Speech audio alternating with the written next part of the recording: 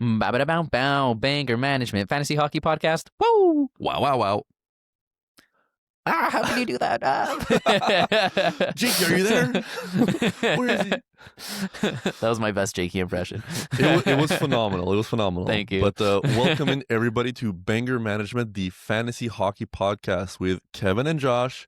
Jakey is still in Seoul, South Korea, attending somebody's He's wedding. soul searching. He's whoa, man, you're just on one. I know. But yes, second episode without Jakey, and I feel like I'm at home. So These roasts are getting intense. Jakey, if you're listening to this, I love you.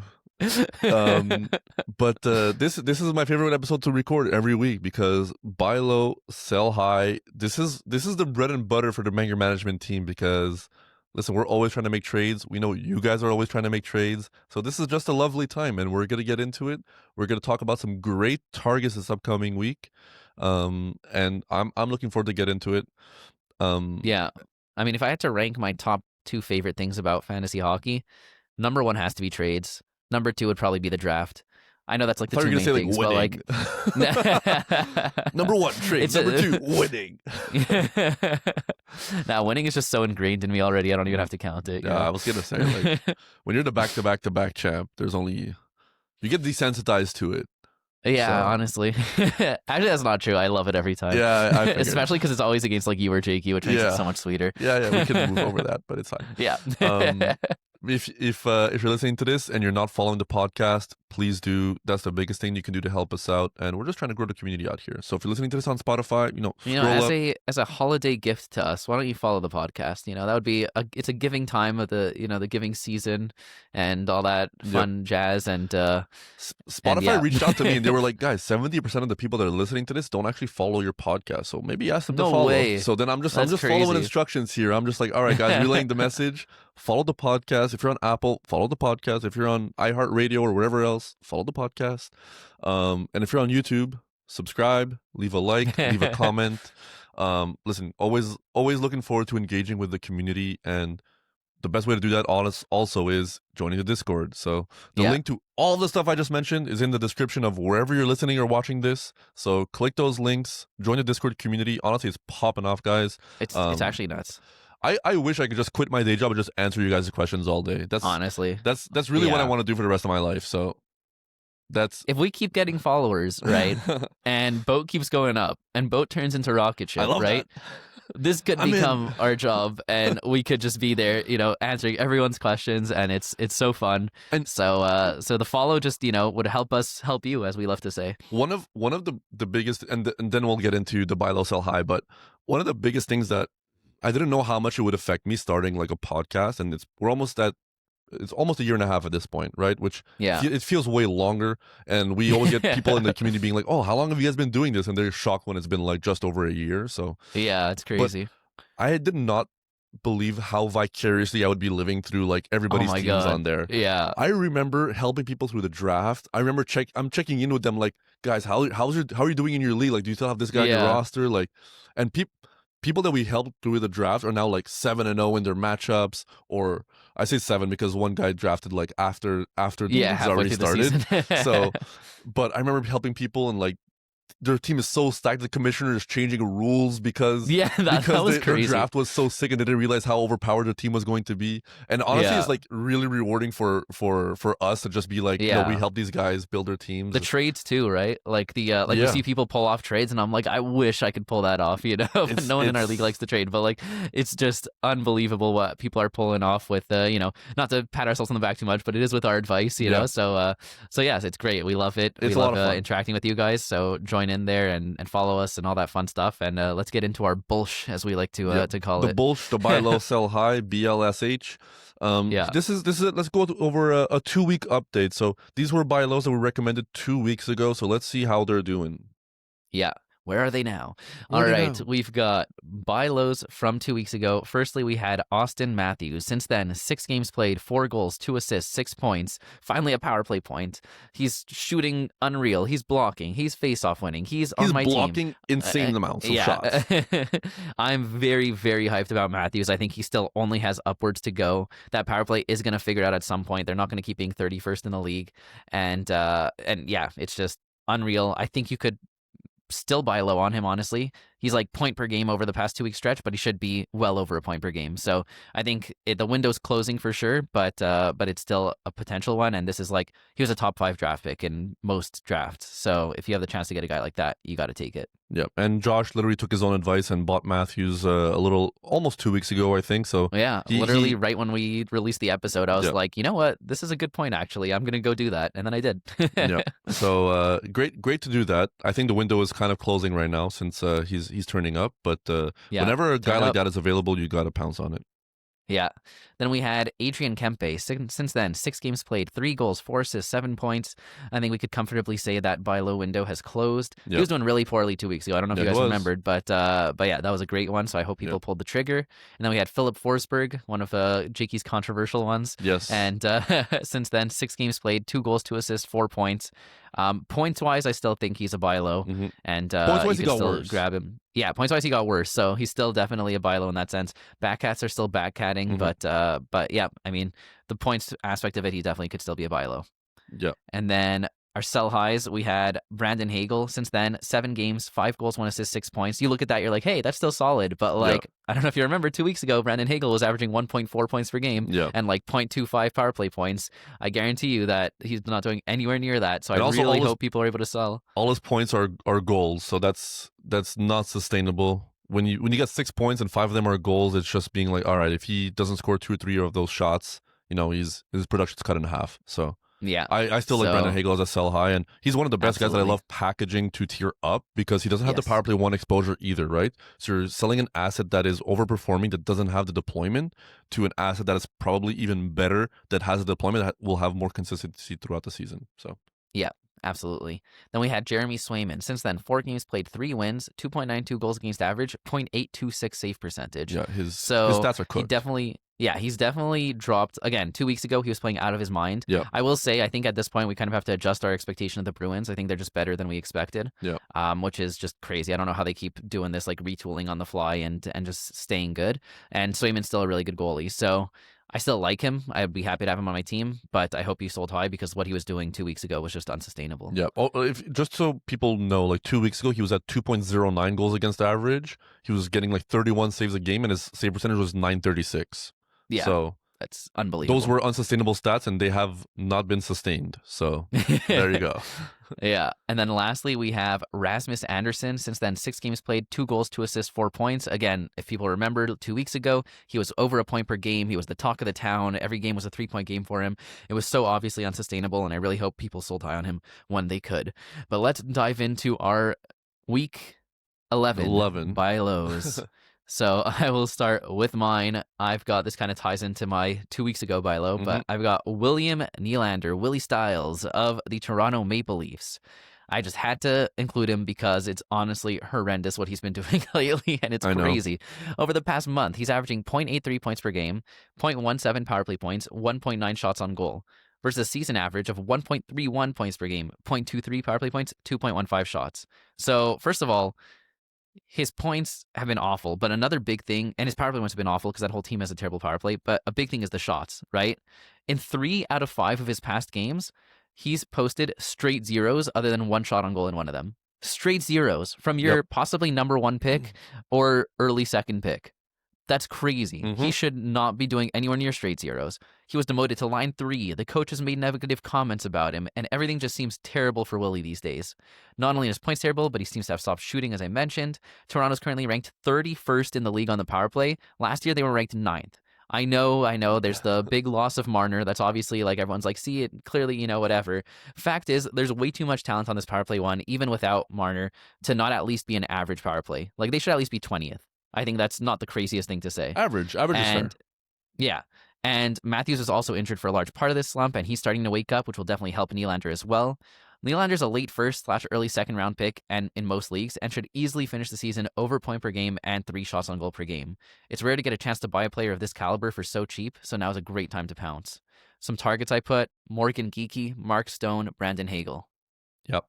I mean, everything you said, I love. Nylander, I remember it feels like a month ago he was a sell high because he was Yeah. the least talked about 1.5 points per game player, and now it feels like he's completely flipped the coin and become the worst player. Yeah. But no, but like honestly, when he was a buy low recommendation for me, and then he put up a game with straight zeros after that. When we say straight zeros, like we play in a categories league which has like With a 10, lot of 10 categories. forward categories, and he had straight zeros, guys. For 3 of his last 5 games, other than one shot. It's honestly ridiculous, and this just goes to show that, like, first of all, he's better than this. This is not in the range of outcomes for him on a sustainable basis. It's just that right now, Toronto, I feel like they're battling stuff. Like they're not always good. Their goalie situation is kind of like a rotating door right now with injuries, and the coach and Nylander do not seem to be like the Buddies. personalities that match the most, right? So Yeah. I don't know how much of that plays into effect here, but I just do not believe that this is sustainable for William Nylander with the sample size that we have on his value. Like he's just so good and Yeah. he's so bad right now. So all your targets I feel like are very attainable. I think Morgan Geekie, if you can do that 1-for-1, that's like a fleece, guys. Like Yeah. in the Discord, we're always talking about guys and they're asking me like, oh, do I win this trade? And usually it's like, this is a fleece. So I think that's a fleece. If you can do Brandon Hagel 1-for-1, that's also a fleece, in my opinion. You might have to attack on a little extra there. And Mark Stone as well. I feel like these are just all really, really attainable trade targets. And if you have to add a little package, I don't hate that either. So Yeah. All right, Kevin, who do you got for your buy low this week? all right, my buy low is a guy that I feel like people don't necessarily know he's a buy low right now because his name is always up there when we're talking about fantasy defensemen, and I'm talking about Josh Morrissey of the Winnipeg Jets. Now you might be like, wait, Josh Morrissey? Like, how bad has he actually been? Because it just feels like last week he was on a heater and averaging like 2 points per game. It felt like. So if you look at the numbers over the last 2 weeks, he has 0 power play points and he's averaging less than 0.5 points per game. He's at 0.43, no power play points, and this is a Winnipeg team that has historically been, by historically I mean last year, they were the first power play unit in the league. He's over the last month, he's shooting at 1.5 shots a game, which is bad. He's just not hitting he's just not hitting the categories for you. He's not hitting the power play, and his points are lower than they should be. And I think a lot has to do with, the team is struggling right now. They don't have Hellebuck yet. I think that overall affects the confidence of the team.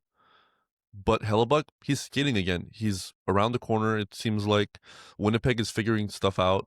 They're moving lines around because they haven't really been succeeding. But I think Josh Morrissey is a way better defenseman than this. I can expect him to finish the season at like 0.85, 0.9 points per game. And for a defenseman, that's exceptional. Like, at stretches throughout the season, he's going to be a top 5 fantasy defenseman.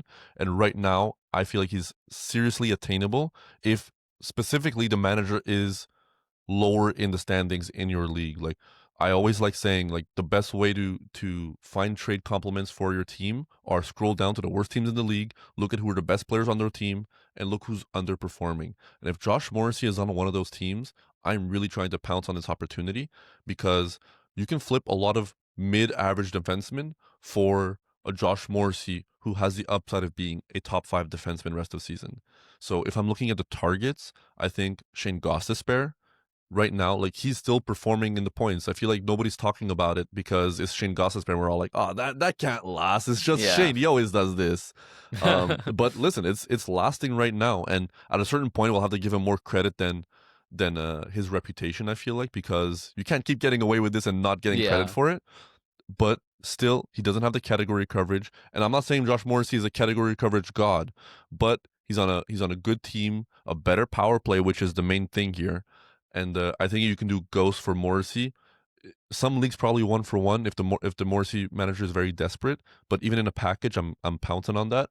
I think Mackenzie Weegar slowly is building up his reputation a little bit. The bangers are still there. So if you're in a league that I feel like Mackenzie Weegar is a great guy to trade when you're in points leagues because he has the reputation that he has for bangers, but in points. So he has the name value associated to him, but he's not as good in points leagues. So if you can flip a Verhaeghe for a Morrissey, and the reason why I'm suggesting Verhaeghe, because I don't think this deal gets done realistically, but I wanted to put the name there because in the Discord, I'm getting a lot of things being like, this guy wants my Verhaeghe, he's trying to buy my Verhaeghe, what's fair value in return? And they end up getting better packages than realistically I would ever accept.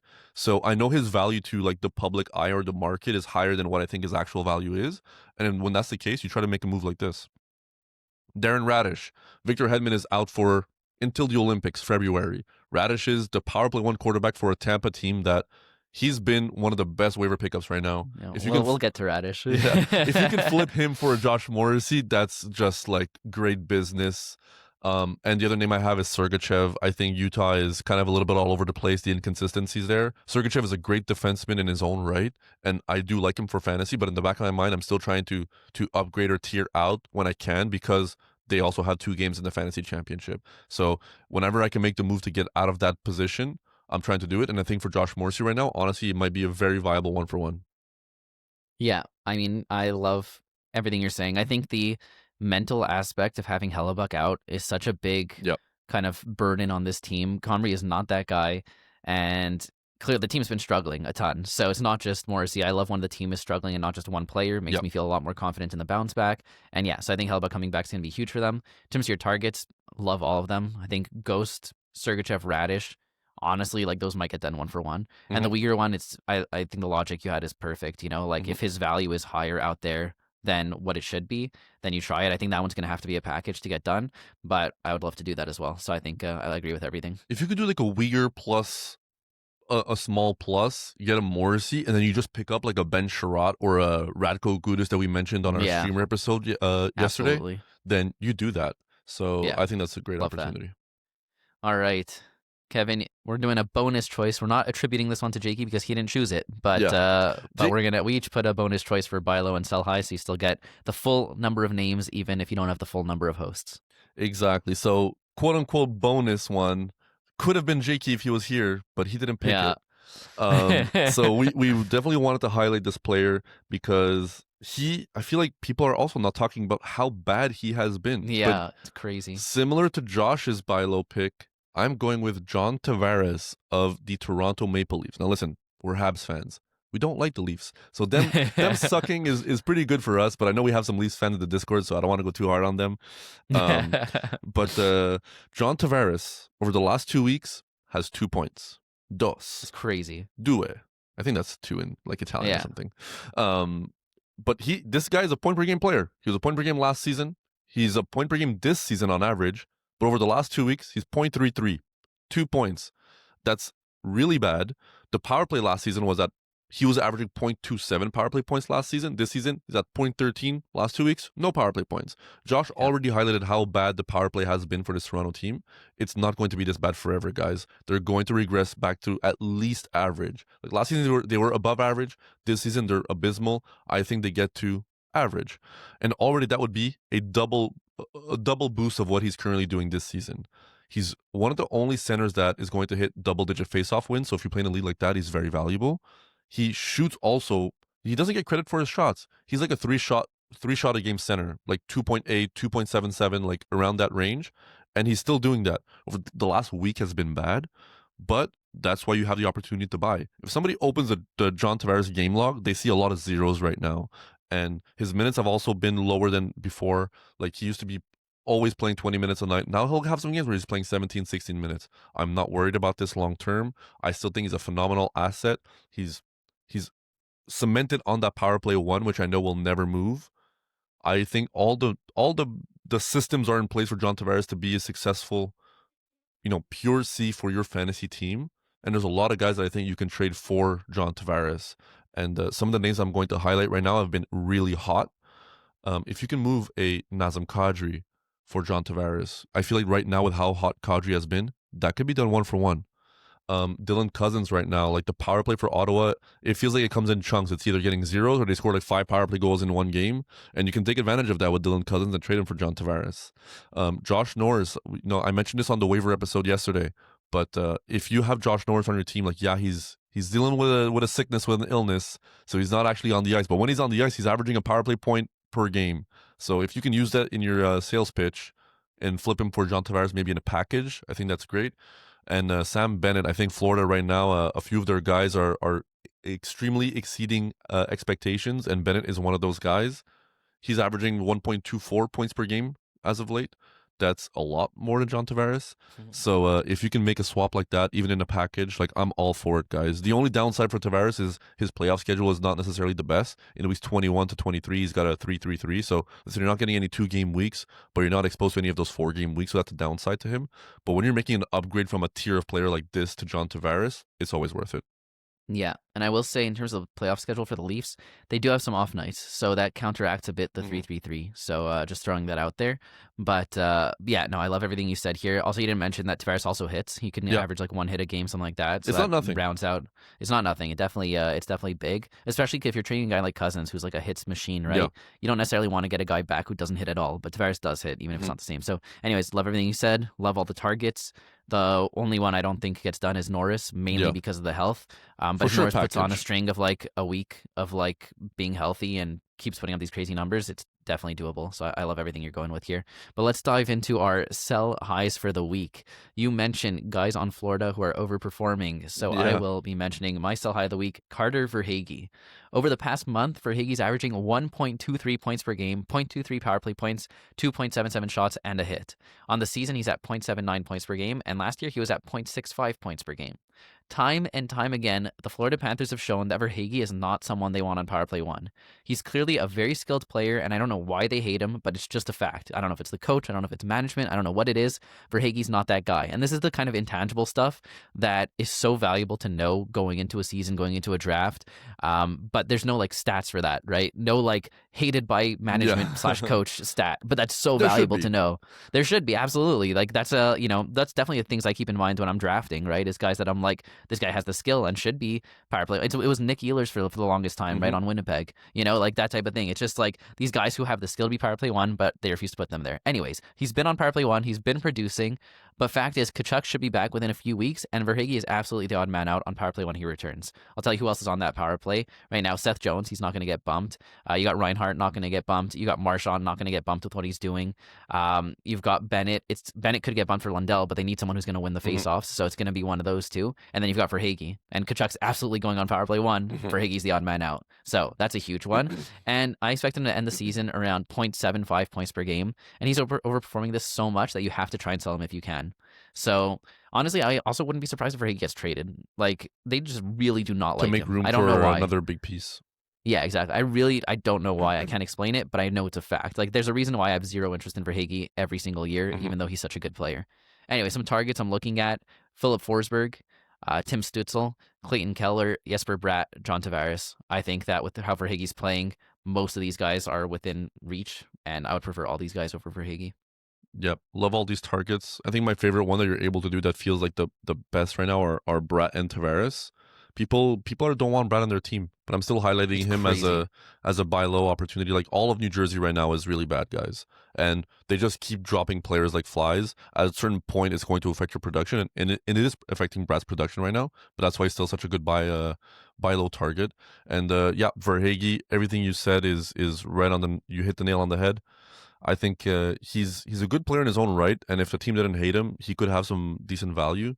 But that's not the situation here. Like they tried to trade him last year, it didn't happen. I wouldn't be surprised if it's this year to make room for another center like a Malkin or a Kadri or something that Florida feels like they're always in the mix for. So love this pick, and this is one of those things that I wanna get out while I can. Like it's very rare that you're gonna have a guy like this that he's averaging over 1 point per game for a significant amount of time, that you can use that to your advantage. And he does have, people know Verhaeghe as a name, so he has a little bit of name pull, even though like the team hates him, and I feel like that reputation isn't necessarily stuck to him just yet. So no, this is a like very similar to your John Carlson one from I don't know if it was last week or 2 weeks ago, but like sometimes we recommend a guys to sell high because we just think he's going to be less good than he's been, but he's still someone we're happy to have on our roster rest of the season. And sometimes we recommend a guys to sell high, and it's like get him off your team. You can get a lot of value for him, and you're not going to be happy to have him rest of the season. This is one of those cases. So this is a call to action. If you have Verhaeghe, sell him high. Yep. And even like Josh listed some amazing targets. Like this would all be like you're hitting the potential of the trade that you can make happen.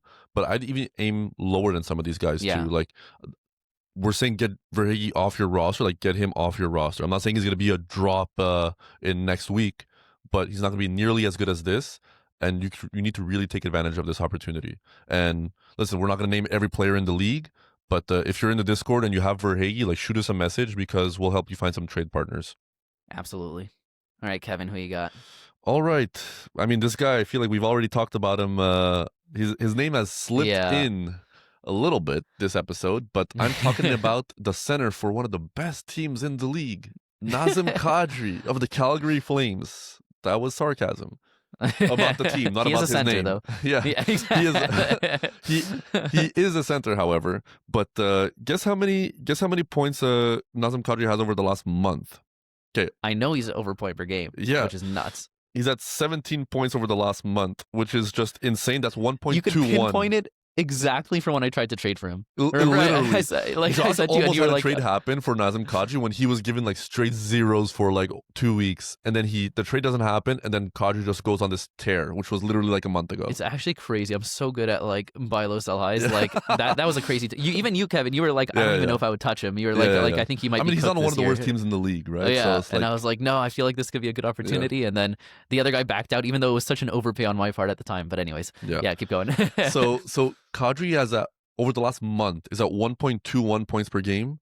And do you know off the top of your head where the Calgary power play is ranked?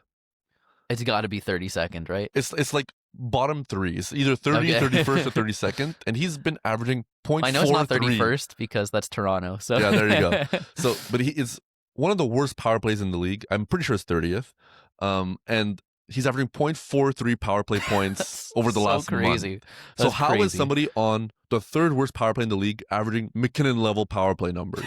This is not sustainable, guys. The only thing that's nice about Kadri though is like he's good at shooting. Like he's a high volume pure C shooter because he's playing on a team that doesn't have guys that take shots. It's like Coronado and friends.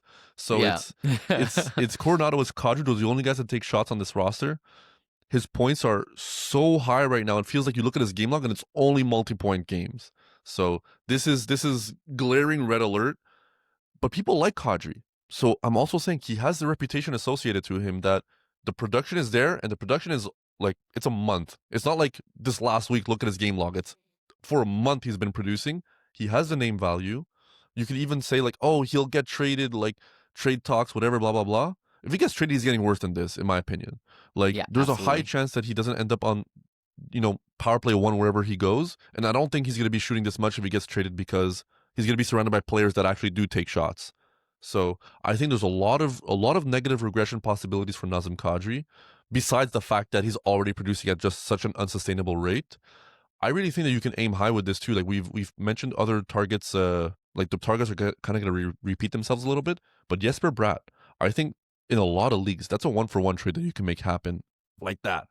For those on video, for those on listening and not on video, I just snapped my fingers. Braden Point just came back from injury. He's been the biggest sell high the whole season. Buy low. Yes, buy low. Apologies. But if you have Braden Point, you know what I mean. He just came back from injury. He had a few games that are good. So people are like, all right, he's back. So the window is closing, guys. It's closing. So take your opportunity and pounce. That might be, if the manager still has a salty taste from the whole season in his mouth, maybe you're able to make that flip. Maybe he's like, finally, I get to get out of Braden Point. Sebastian Aho, I feel like is slowly. He's not like necessarily a buy low, but he's not producing at what he could be doing. And Sebastian Aho, I feel like is one of the more disrespected fantasy players because he's always so good, but he doesn't have a flashy name or presence associated to him. But if you can make that swap, I'm very happy because I think Aho gets way more points than Nazem Kadri rest of the season. And Kempe, we just highlighted him. He was a buy low target a few weeks ago. He's already started to bounce back, but I still feel like with Kadri's production right now, you can make that flip. And I think Kempe has, the category coverage associated with an elite player and the high points threshold. I would love to make any of these moves. Yeah, I love everything you're saying. Toss in Tavares. I know we had mentioned him. Tavares Toss in too. Kadri plus for Nylander, you know, like all our buy lows essentially. All our buy lows, like Kadri could be a great piece to get them. But I fully agree with all this. I think you can get a lot of like guys that are producing at an average level that were drafted in like the second or third round or fourth round in your leagues, like those are one for one attainable targets for Kadri right now. And you can get a high level round 2 or a round 1 player if you're doing Kadri plus. Like You he can has get that much JT pull right Miller now. for You could get Kadri, one JT for Miller. one. What I would love doing if you're in a team that's in a position of power where you're top 3 in the league and you're not worried about making the playoffs, like go trade with a Jack Hughes manager. Get Jack Hughes on Yeah. your roster. Get Matthew Yes. Tkachuk on your roster. Like this is the perfect guy that Yeah. you're trading for a team that's bad. Maybe they're bottom in the standings. Their star player is hurt and on IR. They need help now. They can get Nazem Kadri who's producing over a point per game, all these shots, and their star player is out for another few weeks. Like, and they need to win games now. That's the type of trade that I'm really trying to Love it. make. If you can Yeah. get Jack Hughes or Matthew Tkachuk, these guys are like first round picks in most leagues. Yeah. It's nuts. Yeah, absolutely love it. All right, let's go quickly to the bonus choice for the sell high this week. And we just keep talking about this guy, but he was never officially a sell high on our episode, so I figured the need to highlight this because it's such a clear one. We've got Darren Raddysh of the Tampa Bay Lightning. The turnip is turning up. Has made it onto another Banger Management episode. We just can't stop talking about him. Over the past month, he's averaging 1.19 points per game, 0.44 power play points, and 2.3 shots on goal. In that time, there are only 2 healthy D averaging more points per game. That's Werenski and Bouchard, and there are no healthy D averaging more power play points. I say healthy because Fox has higher averages, but he hasn't played as many games, so it skews it. But yeah, so he's the number 1 defenseman power play points, number 3 in points over the past month. This guy's putting up numbers better than Cale Makar, and you most likely picked him up off waivers. Actually, not most likely. There's no one who drafted Darren Raddysh, so everyone who has him on his team either got him on a trade or got him off waivers. Most people were worried that Victor Hedman returning would bump him off power play 1 and cause him to slow down, but Hedman returned, Raddysh kept power play 1, and now Hedman is out again until the Olympics. So all this gives Raddysh so much more value. Everything points to Raddysh being one of the best free agent pickups of the year, and although we still like his rest of season outlook, there is zero chance he'll perform anywhere near this level, so now is the time to cash in. His stats would mean you can aim super high with him. He still has that waiver wire stink to him, so you may have to add a bit to pull something off, but it'll be more than worth it. Some targets I'm looking at: Adam Fox, Josh Morrissey, Lane Hudson, Roman Josi. I tried to keep it reasonable. His stats mean you should be able to target even a Quinn Hughes, obviously pre-trade, post-trade, the hype is too high. But it's there's just something about a guy who just got picked up off the waiver wire that has that kind of waiver wire stink to him. So I tried to be more reasonable with my targets. I think all these guys are guys you can get, possibly even 1 for 1. I love this. Darren Raddysh, listen, he's like the pickup of the season right now. We've had multiple pickups of the season, but in terms of defensemen, I feel like there's nobody that's been as productive as him with the opportunity that he's gained this year. And Hedman is out, like you said, for months. He's gonna be back in February maybe, and he already had the spot from Hedman before then. So there's no guarantee that Hedman comes back in February and Raddysh gets bumped off too. I think Raddysh keeps it. He might keep it, and you might saying why are we selling a guy that has a really good opportunity here and is producing at such a high rate? Well, it's because he's producing at such a high rate and it's not sustainable. So I feel like it's hard because you probably picked him up off waivers, so people don't usually want to trade for a guy that they just picked up off waivers. They feel like they're getting swindled. You just picked this guy up and you're gonna give him to me? What the hell? But I really think that there's an opportunity here, and especially for those needy teams that are at the bottom of your roster, bottom of your standings. Like I said, they're gonna want a guy that's producing at this rate, and you need to take advantage of that. And I love the best thing to do with a guy that was on waivers that picked up that's producing is trade him for an injured guy. So if you can get Adam Fox, because that guy's not producing for months as well. So if you can get Adam Fox in a trade for Darren Raddysh, you're swindling your opponent. And all the other targets you listed, I'm really in on. Listen, we're not saying Darren Raddysh is going to 0. He's going to be good. He's going to be solid, but he's not going to be this good. And you have to capitalize on him being this good right now. Absolutely. So that wraps up our buy low, sell high for the week. I think this is a great episode. There's so many good names on here. Yep. And the one thing we didn't do was we didn't list a goalie for this episode. But listen, we want to pick the best players available when we can, because we don't want to force a goalie if there's not a clear goalie. But off the top of your head, are there any goalies that you're kind of trying to target? I mean, I think this one's kind of closing. Bit, No, I mean, there's this one, window's closing, but the Hellebuck buy low, right? Yeah. Now he's been skating, so I think it's very unlikely that you could pull that off. Bobrovsky, I would have mentioned, but we already mentioned him on a previous episode. He's still a huge buy low. Mm-hmm. Vasilevsky, again, he's Yep. coming off IR soon, so I think that that window has that ship has sailed. But yeah, those Yeah. are kind of the names top of mind. But there wasn't anyone great. That's why I didn't Yeah. choose one either. In terms of sell high goalies, If you're able to sell the Bussy, again, honestly, yeah, that would be a great sell high. You could sell them on the fact, look, he got 2 back-to-back starts. He's the starter for Carolina. Blah yeah, blah blah. you'd That's have a to be in great a deep one. league for that one. Yeah, exactly. I think I honestly, here's an idea. What about selling? Let's say you have Tristan Jarry or Yeah. Stuart Skinner. What about selling high on the hype of the trade? Yeah, if You somebody's don't buying into even the wait hype. for a game to you don't wait for a game to be played. You sell on the mystery of like, Yeah. look what he could be. You know, so Yeah.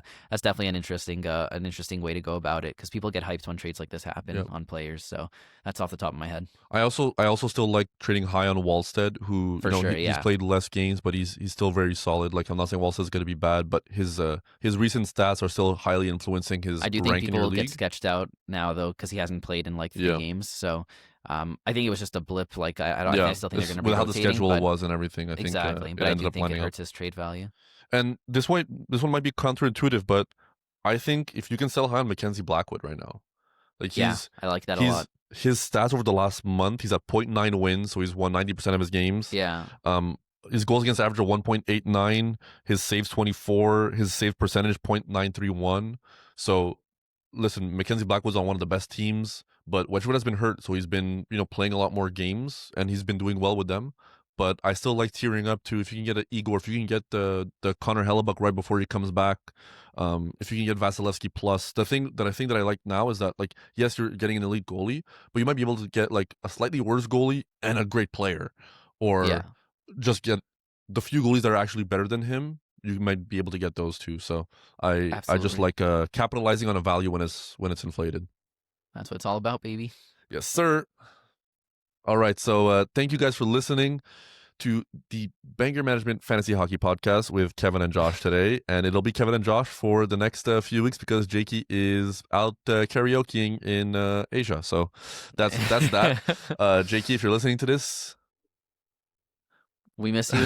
And I was gonna leave the silence there. I was gonna be like, oh, he was gonna be disappointed, but yeah, no, we miss you. We love you. If you're a viewer, don't do anything I wouldn't do. Yeah, if you're a viewer, listener, and you're not Jakey, follow the podcast on Spotify, Apple, iHeartRadio, anywhere else. Subscribe on YouTube if you're watching. Really appreciate it. Leave a like. Join the Discord community. You won't regret it. Honestly, I think it's going to be the best fantasy hockey decision you make all year is going to be joining the Banger Management in your Discord. life. So with that said, take it away, Erne. Bow Banger Management Fantasy Hockey Podcast. Woo! Woo! Woo for Jakey.